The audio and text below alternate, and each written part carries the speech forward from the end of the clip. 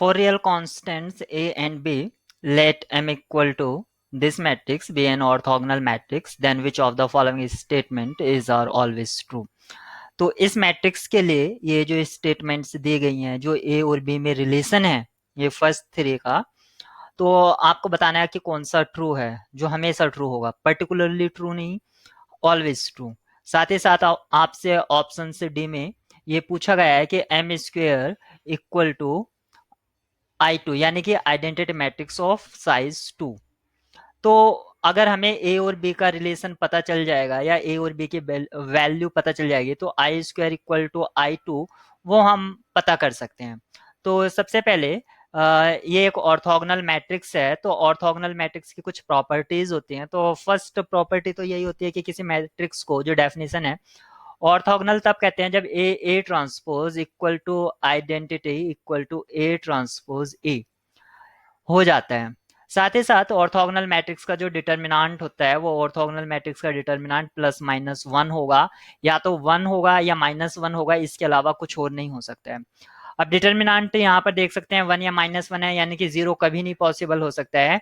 तो आप यहाँ से डायरेक्ट ये भी कंक्लूजन निकाल सकते हैं कि जो ऑर्थोगोनल मैट्रिक्स होती है वो नॉन सिंगुलर होती है। साथ ही साथ ऑर्थोगोनल मैट्रिक्स की ये भी प्रॉपर्टी होती है कि इसको ऑर्थोगोनल इसलिए कहा जाता है, ऑर्थोगोनल मींस कि इसमें जो वेक्टर्स मैट्रिक्स को, अगर एलिमेंट के रो वाइज या कॉलम वाइज जो ये वेक्टर हैं, अगर हम इनको वेक्टर प्रोनाउंस करें, तो ये जो वेक्टर हैं किन्हीं भी दो वेक्टर का जो डॉट प्रोडक्ट होगा वो जीरो होगा।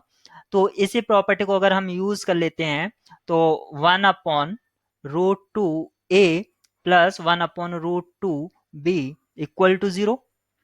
और साथ ही साथ ये भी यहाँ पर प्रॉपर्टी होल्ड करती है कि जो यहाँ पर वेक्टर है उनका मोड यानी कि मैग्नीट्यूड वन होता है। तो यहाँ से तो आप चेक ही कर सकते हैं, square root of one upon root two plus one upon root two equal to one आएगा यहाँ से। इसके लिए क्या रिलेशन हो जाएगा, इसके लिए रिलेशन हो जाएगा A square plus B square equal to one. यहाँ से ये रिलेशन आएगा। अगर आप इस वेक्टर का अगर देखते हैं मैग्नीट्यूड तो ये वन के इक्वल होगा। तो यहाँ से अगर हम पूरी इक्वेशन को थ्रू आउट रूट टू से divide, one upon root two से डिवाइड करा देते हैं, तो यहाँ से जो रिलेशन होल्ड होता है वो ये होता है A plus B equal to zero. तो अगर यहाँ से मुझे देखने को मिलता है तो ऑप्शन ए ट्रू हो जाता है, ए प्लस बी। कोई भी ऐसी कंडीशन नहीं है ए और बी पर कि वो कुछ भी हो, ये यहाँ पर ट्रू हो गया है, तो ये ऑलवेज ट्रू है। अब यहाँ से चेक करते हैं ये हमें क्या इम्प्लाई करता है, बी स्क्वेयर इक्वल टू, यहाँ पर मैं बी के टर्म में निकाल रहा हूँ क्योंकि ये बी के टर्म में कुछ गिवन है, B square equal to one minus A square. तो बी का जो वैल्यू वो होगा plus minus within square root one upon A square. तो यहाँ से जो बी का वैल्यू है वो प्लस माइनस दिस एक्सप्रेशन होगा, यानी कि यहाँ पर सिर्फ पॉजिटिव एक्सप्रेशन गिवन है, निगेटिव वाला नहीं है, तो इसलिए ये आपका ऑप्शन डिस्कार्ड हो जाएगा। और ये आपको ये भी बताता है कि A plus B equal to zero, यानी कि ए एक दूसरे का क्या है, एडिटिव इनवर्स है, तो इक्वल टू माइनस बी। अगर हम यही अगर इस रिलेशन में अगर होल्ड कर देते हैं तो यहाँ से क्या मिलता है, या तो बी इक्वल टू माइनस ए या ए इक्वल टू माइनस बी, कुछ भी हम इसमें पुट कर देते हैं, तो बी का जो वैल्यू है वो plus minus square root of one minus minus B square, और बी स्क्वायर यानी कि पॉजिटिव आ जाएगा, यानी कि one minus B square plus minus B. यहाँ से आपको जो वन माइनस बी स्क्वायर है वो ये मिल गया है।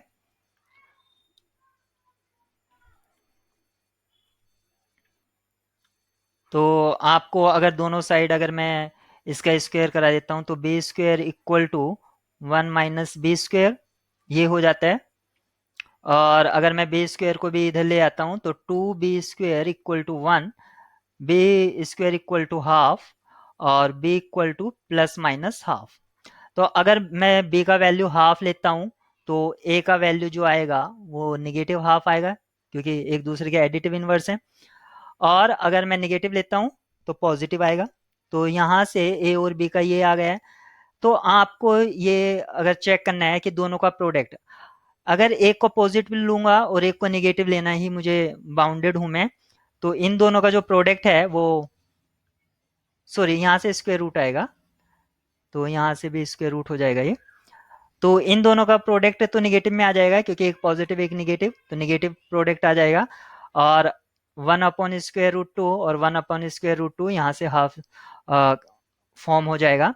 तो ये वाला जो ऑप्शन सी है वो ट्रू हो जाएगा। अब मुझको ए और बी की जो वैल्यूज थी वो मुझको मिल गई हैं, तो एम मुझको मैट्रिक्स ये मिल गया 1/√2, 1/√2। और ए की वैल्यू को मैंने लिया पॉजिटिव हाफ स्क्वायर रूट, और दूसरे का मुझको लेना होगा निगेटिव। तो अब मुझको इसी मैट्रिक्स से चेक करना होगा कि क्या वो फॉर्म कर रहे हैं। आइडेंटिटी मैट्रिक्स ऑफ साइज 2, 1/√2 और ये -1 इसके फर्स्ट रो फर्स्ट कॉलम, तो हाफ प्लस हाफ 1 फॉर्म करेगा। फिर फर्स्ट रो सेकंड कॉलम, तो हाफ माइनस हाफ ये 0 फॉर्म हो जाएगा। ऐसे यहाँ पर हाफ माइनस हाफ 0, और यहाँ से आपका हाफ और प्लस हाफ 1। यहाँ से तो आइडेंटिटी जनरेट हो रहा है, लेकिन जब हम इसकी वैल्यू चेंज कर देंगे कि ए को हम निगेटिव ले लेंगे और बी को हम पॉजिटिव ले लेंगे, तो क्या रिजल्ट फॉर्म होता है उसको देख लेते हैं। फर्स्ट रो फर्स्ट कॉलम, तो यहाँ से पहले हमें 0 मिलेगा, तो पहले 0 मिल रहा है, तो इसका मतलब आइडेंटिटी नहीं मिल रहा है। यानी कि एक बार हमको मिल रहा है और एक बार नहीं मिल रहा है, तो हम ये पर्टिकुलरली तो ट्रू हो जाता है, लेकिन ऑलवेज ट्रू नहीं है, तो इसलिए ये ऑप्शंस डिस्कार्ड हो जाता है। तो हमारे पास यहाँ जो आंसर की होगी इस क्वेश्चन के लिए, ये होगी ऑप्शन ए और ऑप्शन सी, ये हमारी की होगी।